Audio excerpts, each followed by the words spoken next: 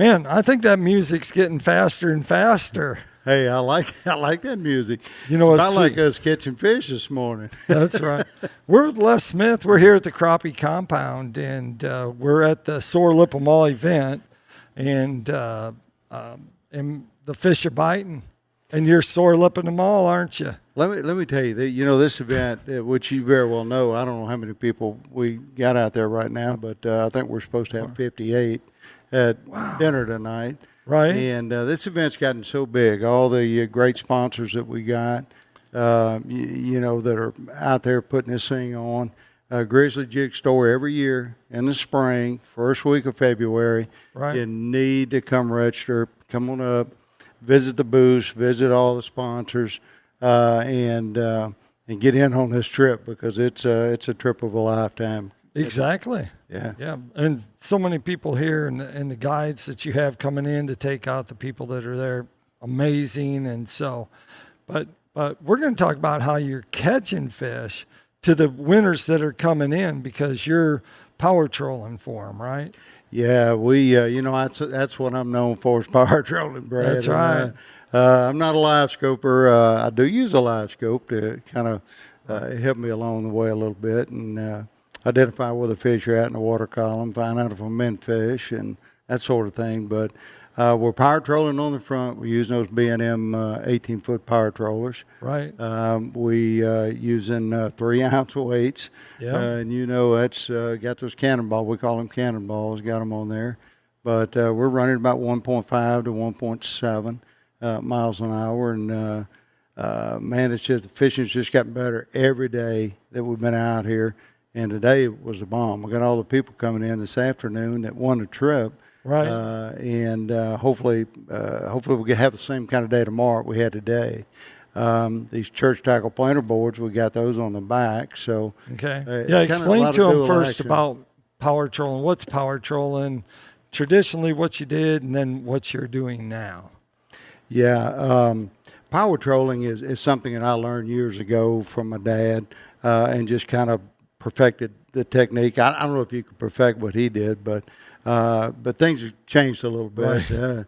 I'd love to see today that, there's a power troller pole out there that he didn't have back then. He was using cane poles.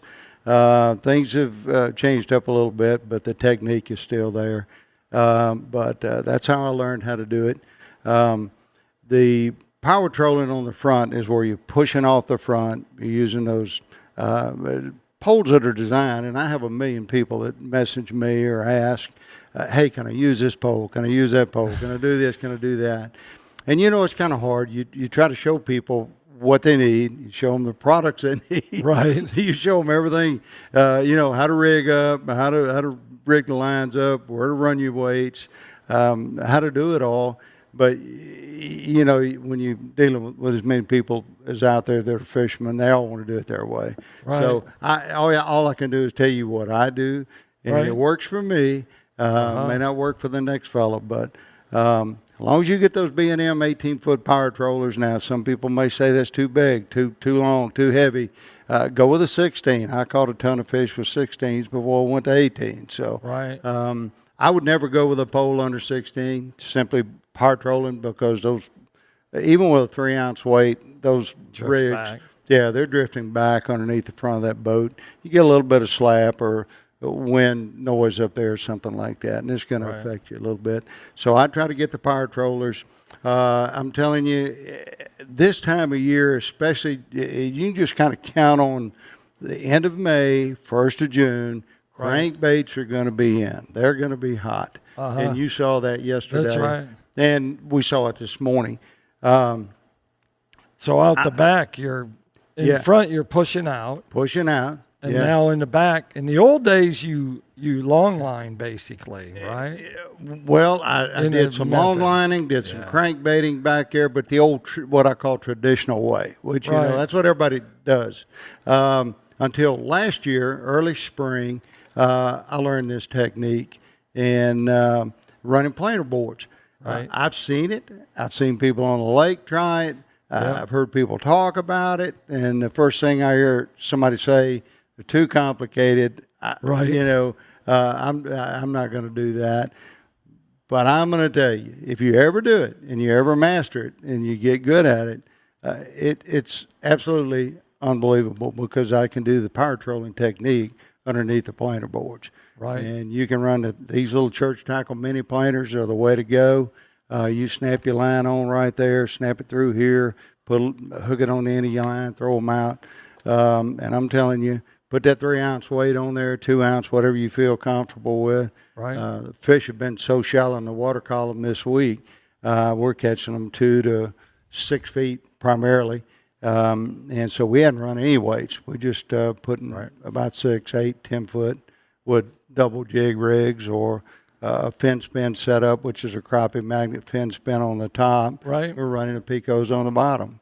Yep. And sometimes we get one on a PICO, sometimes we get one on a crappie magnet. So, and sometimes, even yesterday, we got double. Yeah, we got we did one that. on one, one on the other. Now, Yeah. neither one were keepers, which was odd because we had only been catching keepers. But usually that's how that goes. So let's look at some of the stuff that you're using now. all right.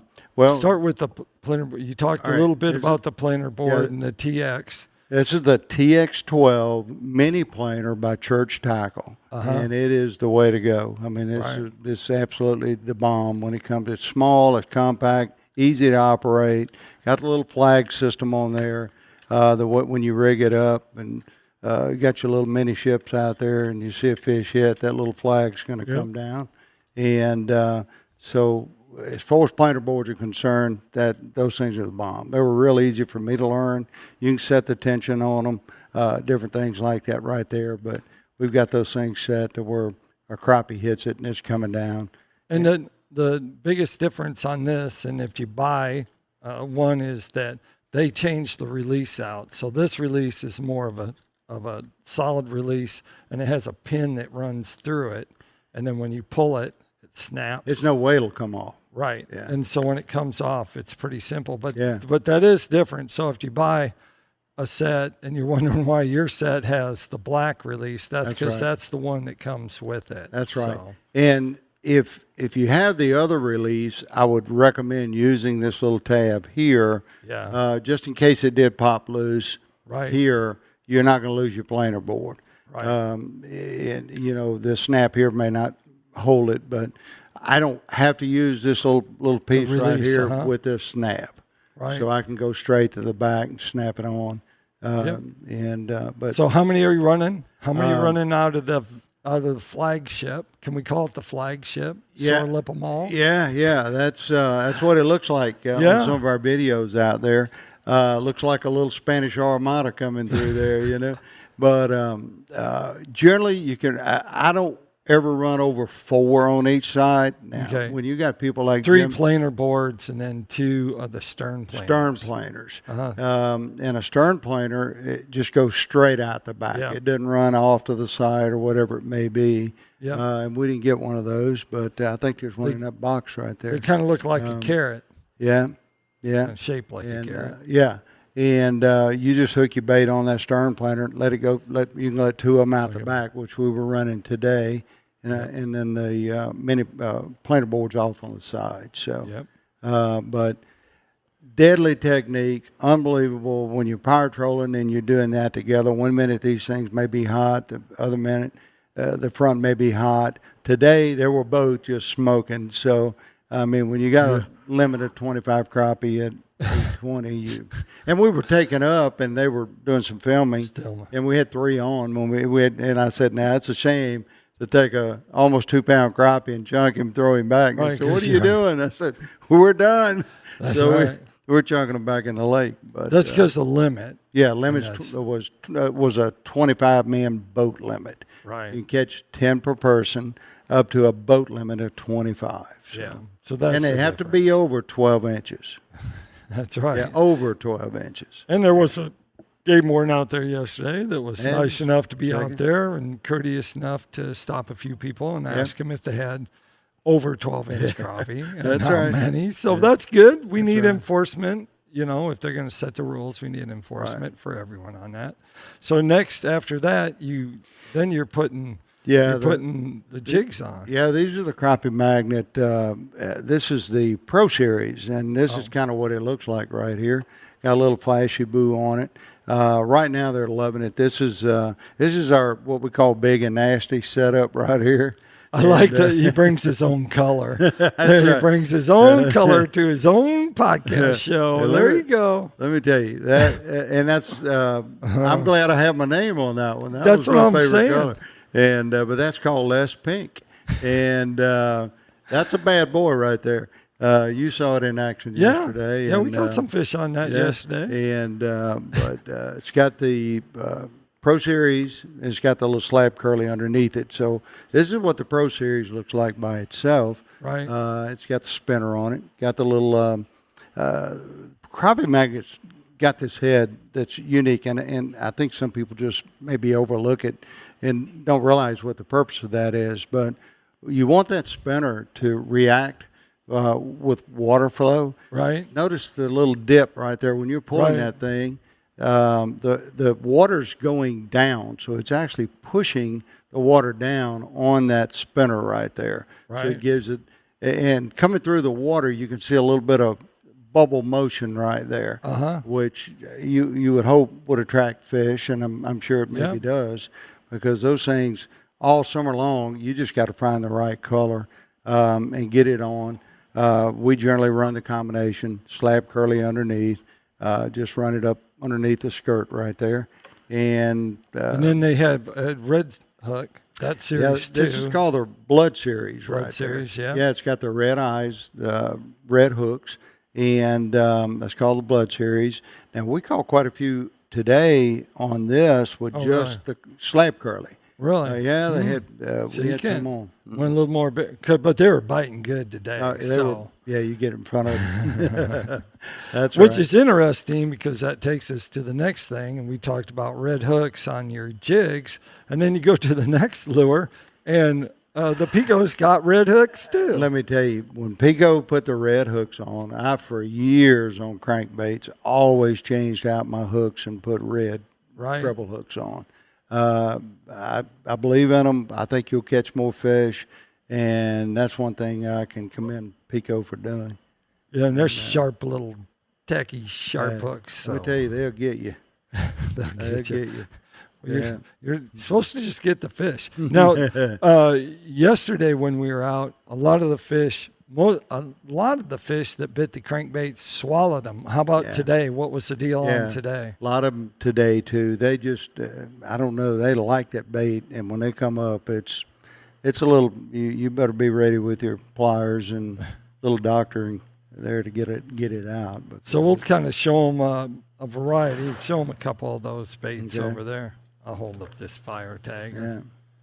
So these colors are like, for a recommendation. Actually, these are still, a couple of them are still wet. Still damp. They still, That's right. They just come out of his boat. He had to go get them because we need to show you. But everything from the traditional fire tagger, and then going over to the bone orange, and then that's the orange tagger. You got more oranges, and then a pink glimmer. And so the pink glimmer, I think, would be quite a color down here. But oranges are the strong.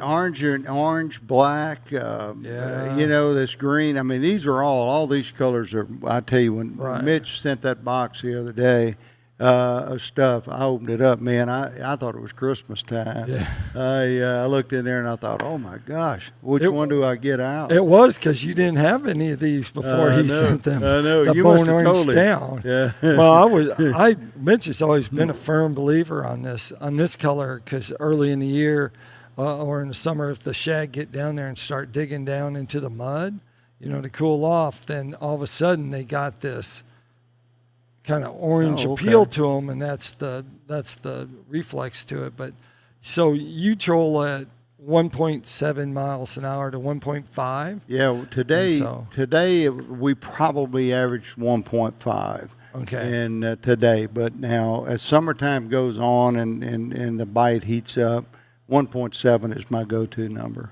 And so the other thing is, you've noticed the tracking. Tell us about tracking, because when you get these, you're not tuning them. You don't have to you're tune not- anything. You put them out and go fishing. And that's what I love about those things. I mean, you don't have to be twisting the bill, turning the bill. Some of the baits I've had in the past, you look out there and that thing's just running off on the side. You Right. put it in the water and it's going to run true. And the way we rig those up, is just remember, and I tell so many people this, take that leader, run your leaders. Now, all of my leaders are made Right. with 8-pound test line. I use Gamma. You can use whatever you like. But basically what you got is I have a 5-foot leader. It's got a barrel swivel on it out here. I got a come down 2 foot, and I've got a 6-inch overhand knot loop, little drop that's sitting right here. And then you pull in a crankbait 3 feet behind it. So it's 3 feet differential from here to there. And you're running that thing, and on a live scope, you can see it. It's running just about like that right there. Yep. This bait's running right above it. And there'll be times they'll come in, there'll be one on this one and one on that one. Right. There's times when they are hitting this over that. It has a lot to do with color of the water, maybe whether it's sunshiny, not sunshiny, maybe a little overcast, that sort of thing. So sometimes the fish will tell you what they want. I mean, it's that simple. And yesterday when the sun popped out, we caught fish. Oh, yeah. And today it was kind of cloudy, getting ready to rain. There wasn't no sun popping out, but it came. And we caught 2 the minute we got dark, in the water. I mean, it was like on. The bite was just on today. You had such a long run today that I was really kind of thinking, man, where are they going? Yeah. Because we even use less gas than you, if that's possible. Yeah. So, but that was the deal. If you could give someone a couple tips for power trolling, what would it be? I guess the first tip I'd say is don't try to reinvent the wheel. Okay. That's what more people that I talk to than ever want to do it so many different ways. Watch the videos, look at some of the stuff. I can tell you, I've tried it. Whatever you're asking me, I've done it at one time or another, and over the years. And it's at the point right now where I can put it in the water. It's going to do its thing every day. I've heard people try to want to put a weight on bottom, try to put a weight in the middle. I've done all that. Run it on top. And that way it's no resistance. And I've heard people say, well, can I use a weight that's not like an egg weight, or I should have my little weight system up here. But it's a little rubber grommet that fits on my main line just above my swivel. It has a fast snap on it. And I take whatever, it's real easy, whatever weight that I want to put on and off. If I'm wanting to run 3s, 2s, 1s, I just snap it on a snap swivel. And that's a church tackle accessory that you had, and then they also have weights too. Yeah. And I'm a firm believer. If I'm going to sponsor, or if I've got a sponsor that's willing to do what Mitch does, and Jeff Smith, and Church Tackle, and these guys, I mean, they go way and beyond to try to help us catch fish. And I don't go out there and fish with anything else. I mean, I know some people do, and that sort of thing, but the sponsors that I have, I'm going to use those baits, and they catch fish. Yep. Yeah. Well, that takes us to Tackle Time. Tackle Time sponsored by PICO Lures. PICO Lures has a complete line of hard and soft baits. Everything you want to catch, from crappie in Mississippi to walleye up north. Pretty much PICO has something for you. They have crankbait colors, 44 crankbait colors, 14 square bill colors, so you can check them out online. But they also have like bass jig heads, if you're going to go bass fishing, so you can check them once again online. And they do have PICO Lures has Vanguard Tackle, which is a line of like accessories like fillet knives and things, so check them out there at PicoLures.com. Fishing Guide podcast is also sponsored by B&M Poles. Of course, they have a complete line of rods for crappie fishing. They have so many crappie fishing rods, it's insane. You have to check those out. But they also have rods for catfishing. They got rods for trout fishing, saltwater, you name it. They got a rod that you can go fishing with and catch fish with. So make sure you check their rods out and all their products at bnmpoles.com. Les, if they want to find out more about you, where do they go? Man, I don't know. Go to my power trolling page. Yep. Go to my Crappie Compound Adventures page. I mean, Yep. we here at the Crappie Compound, we just have a lot of fun. I'll say this. I know a lot of people message me. Want to know if I guide. I do not guide. I'll tell you that. People want to know if they can book rooms to come stay at the Crappie Compound. I do not do that either. No. No, it's invitation only. Right. And was special friends like you and other people over the years. But we just, it's just a little piece of heaven that we enjoy and have a lot of fun. And go to the Grizzly Jig Store. Yeah. In Caruthersville, Mississippi. That'd be In the spring. In the spring. And look, this Soil Lipper Mall getaway, and you can talk to any of the past people that have been winners, whatever it may be. It is a trip of a lifetime. Absolutely. You come in, we've got, there's boxes of stuff here that all these guests get from all of our sponsors. Hook and Bullet PBO sunglasses. I mean, everybody gets a $300 pair of sunglasses. Right. Yeah. I mean, All you got to do is register. All you do It's is crazy. register. Yeah. We're going to draw 4 names out, and you get to bring a guest, and it's all sponsored by. You got Crappie Magnet, you got Church Tackle, you got Cornfield Fishing Gear, you got B&M, you got Sea Arc, you got Doughboy Pools. Doughboy's been a great sponsor for us. Am I missing anybody? No, you got them all. Got them all. Yeah. But all those are great sponsors for this event, and you got all the best of. Well, there's a lot of great fishermen out there. I'm not going to say the best of the best because there's a lot of guys that aren't here. There's some great fishermen, especially in Mississippi. Yeah. And these guys will beat you real quick. But there's some of the best fishermen in the world here. And on pro staff with all these different companies, and they come out and they take out the guest, and you might even get to fish with Les and do some power trolling. You can sit there and ask him a million questions, and he'll have a million plus one answer. That's right. And That's right. But anyway, sounds good. Like I always like to end the show.